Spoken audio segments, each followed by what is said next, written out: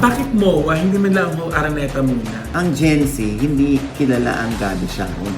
Ganon ka-secure si Jack Roberto. Kinontent pa nga niya eh. Kundi, Diyos ko, no?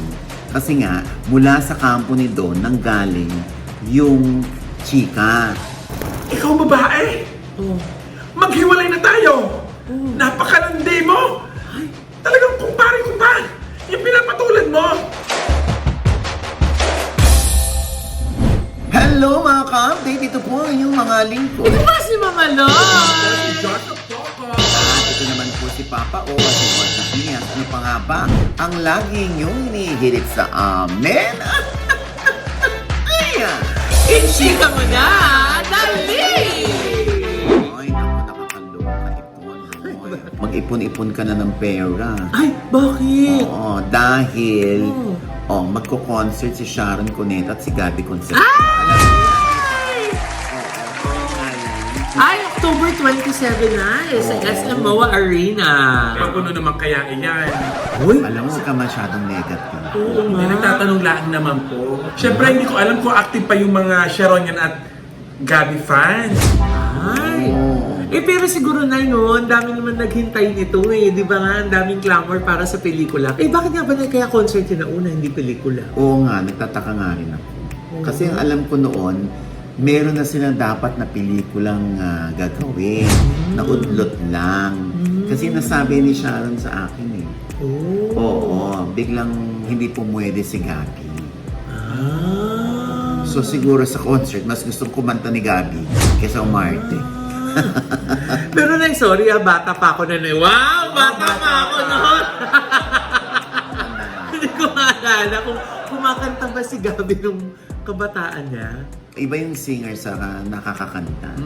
Si Gabi nakakakanta. Naku, aminin na natin, hindi naman na tayo bata tungkol dyan sa mga boses-boses na yan kung singer talaga o hindi. Si Gabi nakakakanta. At yung pagkanta ni Gabi, nagagamit niya sa mga out-of-town shows. Oo, may boses naman. Oo. Dati ba siyang pipe? Nakaloka. May boses naman si Gabi. Diyosa. Nung naalala ko, Loy, nung Film Fest Camp, 1994, lumipad si Gabi. So like for 8 years yata sa US si Gabi, hindi siya bumalik dito. Oo, at doon nagkakakanta siya. Ang focus niya nun na yung real estate, ano? Real estate siya. At so may mga side shows siya. Naging realtor siya. And I'm sure, Oo. isa sa mga natuwang-tuwa dyan ay si Casey Concepcion. Oo. Dahil may reunion ng kanyang parents. Teka muna Tito Oji, hindi kaya awkward kay Senator Keiko na, syempre, hindi ba iwasan mag-sweet-sweetan sila doon sa stage? Una, hindi natin alam, manonood ba si Kiko? Oo, para hindi makita yung mga sweetness nila. Pangalawa, pwedeng manood din si Senator Kiko kasi ang tatanda na nila para pairalin yung selos, yung insecurity. Alam naman nila from the very beginning kung ano sila. I mean, na sila ay co-parenting nilang kay Casey. Diba? At si Kiko alam naman ng lahat na yun ang loves ni Sharon. Kaya dapat wag nang iniintriga yan, Diyosa. Nakakaloka. Kasi nagtatanong lang naman, naisip ko lang naman. Oo nga, kasi syempre na, di ba? Syempre yung mga Sharon Gabi fans, ngayon lang ulit makikita magkasama yung dalawa. At syempre, hindi mo maiwasan na may mga hiyawan, tuksuhang kiligan na mga, di ba? Ingay ng mga audience, di ba? Isa pa Tito Oji sa ikinagugulo ng isip ko, bakit MOA? Hindi man lang mo Araneta muna. Ang laki ng MOA, yung pupunuin nila. Ikaw, pinagdududahan mo talaga yung Yung kakayahan ng dalawa na makapagpuno ng polisiya. O hindi naman, nagtatanong lang po. Biglang pumasok lang sa isip Tapos ko. ang ending niya, maghihingi ka ng complaint. Ha? Wala kita, Diyosa. Hindi naman. Nakakaloka. Pero manonood ako dyan.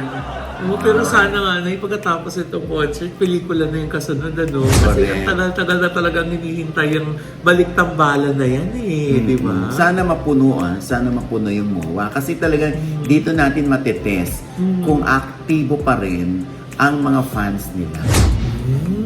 Kasi obviously, ang Gen Z, hindi kilala ang Gabi Sharon. Kilala lang nila si Gabi. Kilala lang nila si Sharon.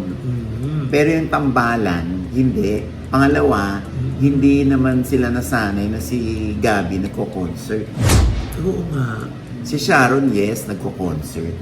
Pero wala nga ako maalala na nag-concert ever si Sir Gabby Oo. dito ha. Oo. Pero din sa sinasabi mo na sa US, di ba? Oo. Kaya tingnan natin kung kikiligin pa rin Mhm. yung mga tao.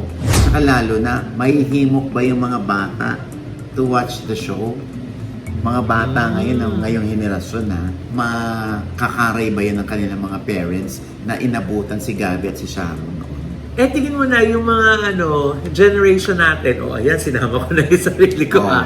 Yung generation natin, sa tingin mo, mapapasugod ng Kasi ako, sa totoo lang, gusto kong manood. Oo. Hindi, kasi ang mga henerasyon naman natin ngayon, siguro Oo. tayo yung kumikita, so tayo yung may kapasidad bumili ng tickets. Okay, di ba? May posibilidad na More than bumuno the Gen Z. talaga. Ha? Oo. Kasi Gen Z talagang pinag-iipunan pag Korean Oo. mga K-pop yung mga pinalalabas. Grabe, no? Oo, di ba? Talagang kahit 17, 18,000 yung ticket. Diyos ko, no? Binibili. Binibili nila. Mhm. So, eto kaya, Pinoy Mhm. ang magko-concert. At kilala rin naman sa industriya. Pasukin din kaya. Yan ang tanong. At sana nga, mapuno ang MOA. Sana naman ay mag-work pa rin yung magic ng Dear Heart, Mr. DJ, yung mga, di ba? Yung mga awiting nagpakilig sa atin nung Sharon Gabby days. Oo. Ay, nay, teka. Kanina nabanggit ni Josa yung Oh. pagsiselos eh. Oh. Eh, meron tayong bagong patron daw ng anti-selos. Anti-silos. Si Jack Roberto. Oo nga. Di ba sabi nga ni Jasmine Curdy Yes, siya oo. ay scholar Yes. ng JRU. Yes. Jack Roberto University. At ang kanyang course ay Bachelor of Science in Anti-Silos. In fairness, no? Wala tayong narinig kay Jack na nagselo siya kahit kanino ma-love team itong si Barbie Fortesa, ang kanyang Oo nga. kasintahan, ano? Kahit masyadong iniaangat yung pangalan ni David Licauco para itulak kay Barbie Fortesa, washa care. At saka pag ba minsan nagkakasagutan sa sa social media itong si Barbie at saka si David Nay, di ba? Parang kung ikaw yung jowa, parang you can't help but magselos kasi parang Oo. ang sweet nilang dalawa. Ibig sabihin lang, ganun ka-secure si Jack Roberto. At ginagawa pa nga niyang joke. Oh. Kinontent pa nga niya eh. Ha? Eto. Prof. Jack! Prof. Jack! Ano yun? Ay nako, buti na lang nandito ka na. Bakit? May tanong ako. Ano yun? Kasi yung jowa ko, isang gabi na nagpapaalam na mag-Call of Duty. Oh, Sabi ko naman, sige, maglaro ka. Nalaman ko, kalaro niya yung childhood friend niya na babaeng maganda tsaka sexy. Kausap niya ka madaling araw. Anong gagawin ko, Prof? baka friendly lang. Prof. Jack, sinubukan ng pagkain. Masakit daw kasi yung kamay. Baka naman tinulungan lang.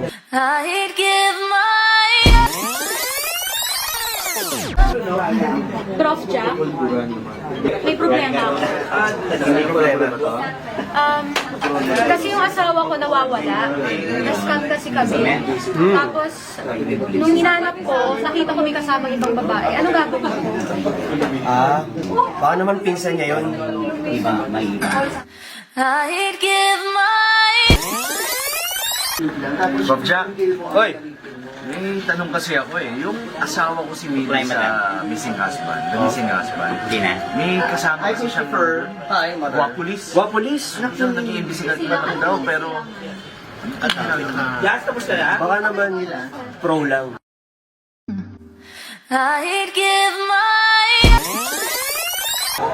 Prof. Jack, Yes, Boss Perry.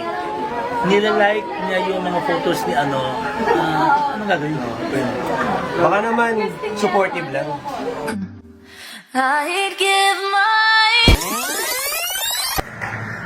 Kuya Prof, may sumandal sa kanya. Baka naman pagod lang. Prof. Jack, Oh, inatid niya lang yung BFF niya. baka naman wala kang jowa.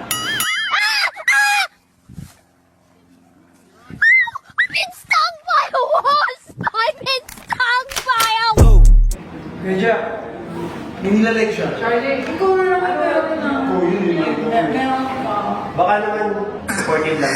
I'd give my Yung nakakalok, sinasayawan na lang niya. At saka tama yung mga, baka naman pinsan, baka naman sinusuportahan, baka naman tinutulungan. Baka naman friendly lang. Oo. Kung may mali siya sa'yo, sa kanya wala. Pero Nay, ako parang feeling ko, it takes two to tango eh. Feeling ko, dahil din kay Barbie, kaya ganun ka-secured si di ba pag halimbawa hindi ka binibigyan ng rason ng partner mo, ng girlfriend o boyfriend mo para magselos, Oo. hindi ka talaga magsiselos at all eh. Kaya, Correct. sana all ganyan ang relationship, Nay, no? Parang katulad ni Barbie tsaka ni Jack. Oo, ikaw ba may mga ganyan ka-eksena sa buhay? Yung nanay ko, Nanay mo, bakit? parang gusto ko na rin idulog kay Jack Roberto, ipagdasal. Bakit? Ang nanay ko ay number 1 silosa. Kahit manok ng tatay ko ay pinagsisilosan. Ano? Pinagsisilosan niya, gusto na nga makipaghiwalay dati. Oo. Dahil lagi na lang manok ang inaatupag mo. Wala ka ng panahon para sa pamilya mo. Nagsiselosan talaga ako dyan sa manok mo. Ay, oo. Sumakit yung tatay. Oo. Grabe ka naman. Manok yan, bakit mo yung pagsisilosan? Oo nga naman. Sino hindi magsisilos diyan? Kada umaga lagi mong hinihimas. Lagi mong pinapakain. Mas may time ka pa sa kanya, mas mahal mo pa siya sa akin. Ano ka man na ng nanay mo? Oh, sorry, selos na selos ang inay. Oo. Lumapit ang tatay. Oo. Hinimas ang inay. Ay. Hayaan mo. Kung anong ginagawa ko sa manok, gagawin ko din sa'yo. Uy. Papakainin kita. Hihimas-himasin kita. At itatali kita sa labas. Ha? Pati yung tali sa labas. Ba't kasama yung tali? Ano parehas na sila ng manok? Ano patos na sila ng manok? Hindi na nagsaselos ang inay. Ano? Okay na yung pinakain sa kayo. Ba't Ba't ako naman nagulat sinama din yung ako? pagtali sa labas, Josa? Kaya daw magselos, patos na. Anyway, Prof. Jack. Ayan. Yes. Alam mo, sana all ganyan ng behavior. Sana ganyan na attitude. Yung hindi lahat kailangan pagselosan. Yung hindi porke hindi nagselos, hindi na mahal. Hindi. Secure ka lang talaga. Hindi katulad dito, Ayan, pinabulaanan na ni Don Zulueta. Ay, Oo, na-split sila ni Sap Anton Lagdameo. Oo. So, hindi. Dahil magkasama sila, may patotoo si Don. Oo. Siyempre, Loy, yung mga nagkalat ng chismis. Nagkalat ng blind item na may babae, di umano, si Sir Anton. Oo. Kumbaga, hindi naman pala totoo. So, hindi rin totoo na nagpunta ng Amerika kasi nagselos. Yan ang malalaman natin kung ipapakita ni Don Zulueta Oo. yung kanyang passport kung may tatak ng US Immigration na siya ay tumapak sa US dahil nagselos sa di umano ay kulukadidang daw ni Sir Anto. Makaloka naman. Oo. Buti na hindi natin pinatulan ng bongay. Oo. Oo. Kasi nga, di ba, Nay, parang nawala daw panandalian si Miss Dawn. Oo. Oo. Kaya nga daw nagpalamig daw sa US. Yun nga. Si Don. Kasi nga, parang hindi niya matik.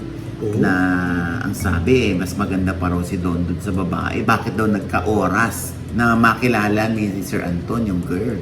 Oo. So, hindi yun totoo. Hindi raw totoo. Kaya nga, buti nga hindi natin pinatulan dito yon.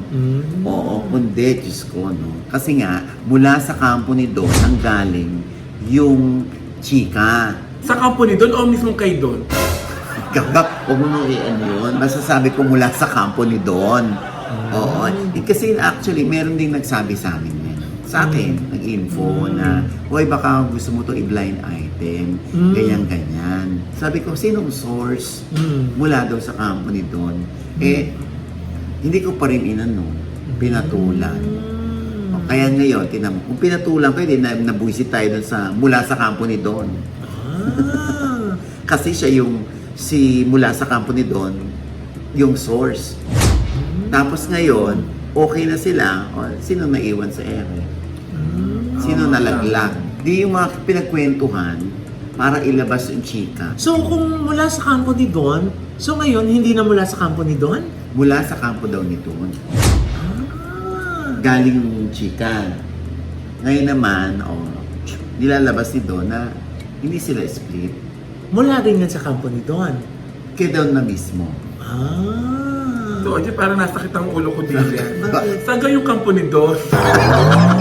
Nagdagan yung migraine ko. Still migraine. Hindi, okay na ako din yung Tito Oji. O anyway, ang importante dito ay okay na si Don at si Sir Anton. Oo nga. Yun naman ang importante siya.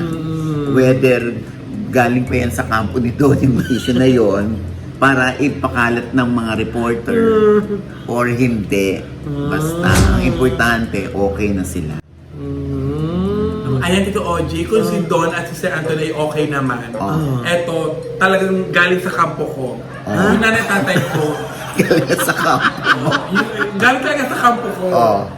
Ang ina ng tatay, confirm, naghiwalay. Bakit?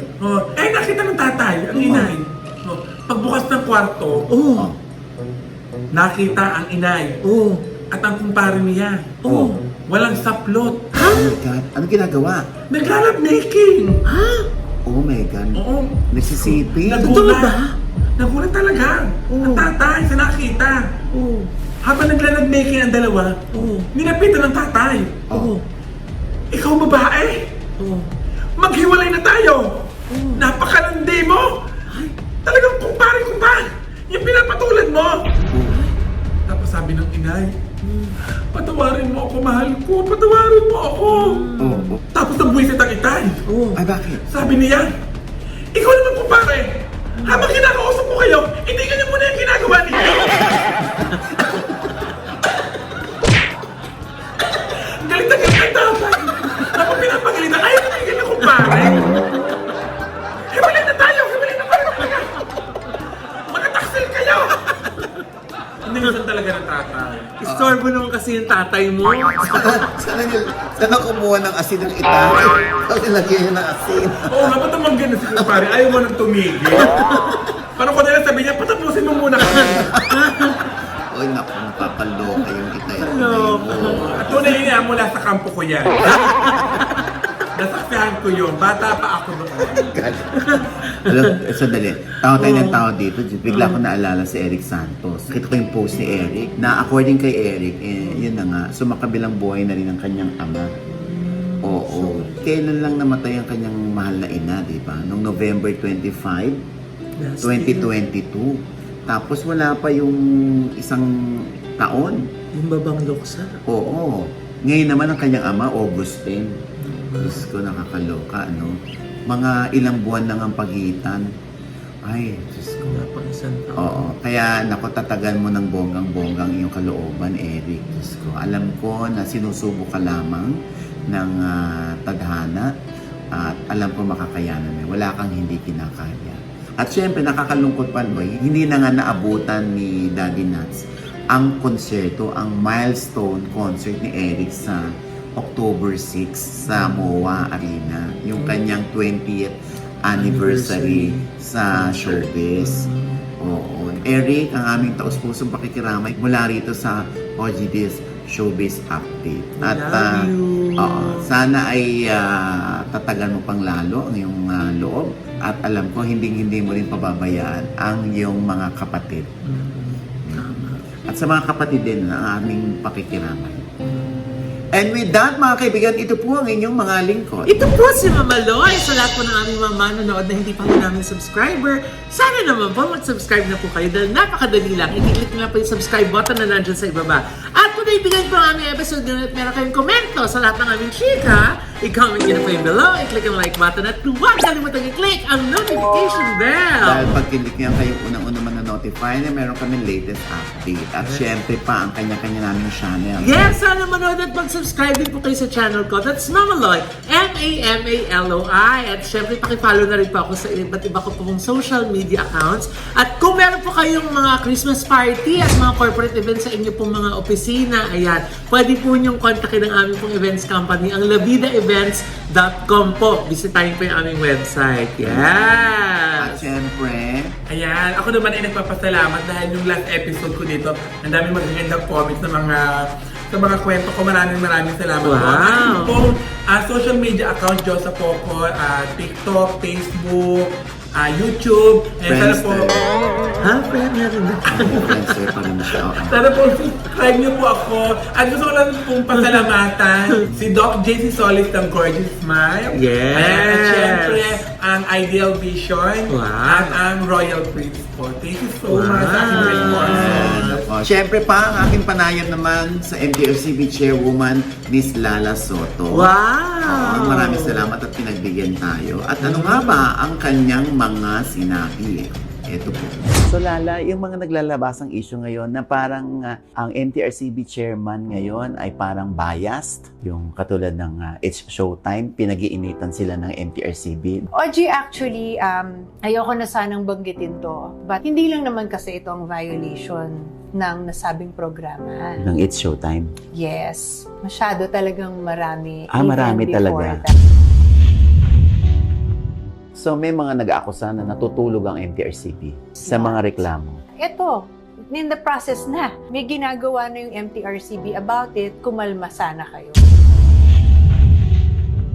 Gusto Parang mo ba, ninenervyos na ako, tanong pa lang. gusto mo bang may mapasara? Na I'm talking about The yung production staff. cancellation ng buong show. Ayan, yan po ay sa OGDS Inspires. Ayan ha. At syempre pa ang aming pasasalamat sa Leohana, Boracay Beach Yes. Resort sa Station 3 ng Boracay. Kung gusto niyo pong mag-liwaliw at pag nakaisip kayo ng Boracay, Ohana. Yes. Ayan, .com lamang po doon Tama. kayo. Oo, doon kayo mag-search. May mga promo doon. Ohana.com. Ayan ha. At syempre pa, ang Premier Drip at Celebskin, maraming salamat for my skincare. Wow. Diba? Walang makeup. May makeup pala. Pero pag Wala walang kang makeup, lipstick eh, wala kang lipstick. ay wala. Just, Ay, walang nose line, ha? ha? Hindi ka nakapag-nose line today. Hindi. Ay, nakalimutan ko mag-makeup. Ha? Ay, talaga ba? Parang nga wala ka rin kilay eh. Ayan, galing po yan sa aking kampo. Gusto may cam. Diba? At syempre pa ang aming mga social media accounts po. Ang OGDS Showbiz Updates sa Yes. fan page po, Facebook. Uh-huh. Syempre, meron na rin po kami sa Spotify at sa Yes. Apple Podcast. Uh-huh. Kung kayong makita yung mga pagmumukha namin, doon po kayo. Ay. Boses lang po ang nandoon. Ay, naku, speaking of Spotify na, naku, ang dami nang nagda-download at saka din may mga nagpo-post na ng mga naririnig yung ating kanta, di ba? So kung gusto niyo po ma-download yan, nasa Spotify din po ang Ichika Mo na Dali, ang title ng song. Oo. At syempre pa, ito pa rin po ang inyong lingkod, Papa Osin OGD, sa lagi nagsasabi at nagpapaalala sa inyo na sa tuwing gigising po tayo tuwing umaga, huwag na huwag po tayong makakalimot, ha? Na magpasalamat sa Panginoon dahil tayo kanyang ginising. Ibig sabihin, may mission pa rin po tayo sa buhay. Sabay sabing, Every kissing is a blessing! ano pa nga ba ang lagi niyong inihilit sa amin? Ichika Mo na Dali! Ay naku dito, OG, nung nagdaan na ako. Oh. Nung elementary ako, grade 1 ako noon. Oh. Napagalitan ako ng teacher ko. Ang tanga ko daw, ang bobo ko daw. Bakit? Eh paano sa recitation namin? Oh. Nagtanong ang teacher ko. Sabi niya, Class, ang talong ay isang uri ng... Sumukot agad ako. Sabi ko, Ma'am! Oh. Hayop po, hayop! Ha? Diyos ko, napatukan ako ni Ma'am. Gaga ka talaga, hindi mahayop. Ikaw talaga, Diyosa! Napaka-bobo mo! Napaka-tanga mo! Ay! Ang talong ay gulay! Hindi yan hayop! Sinagot ko si Ma'am. Ikaw, Ma'am, ang tanga! Ikaw ang nagkakamali, Ma'am! Ang talong ay isang hayop! Hayop yung talong, gaga ka. Eh, paano isang gabi narinig ko sa kwarto, ang inay ng tatay? Sabi ng inay, hayop ang talong mo! Hayop ang talong mo! Hayop!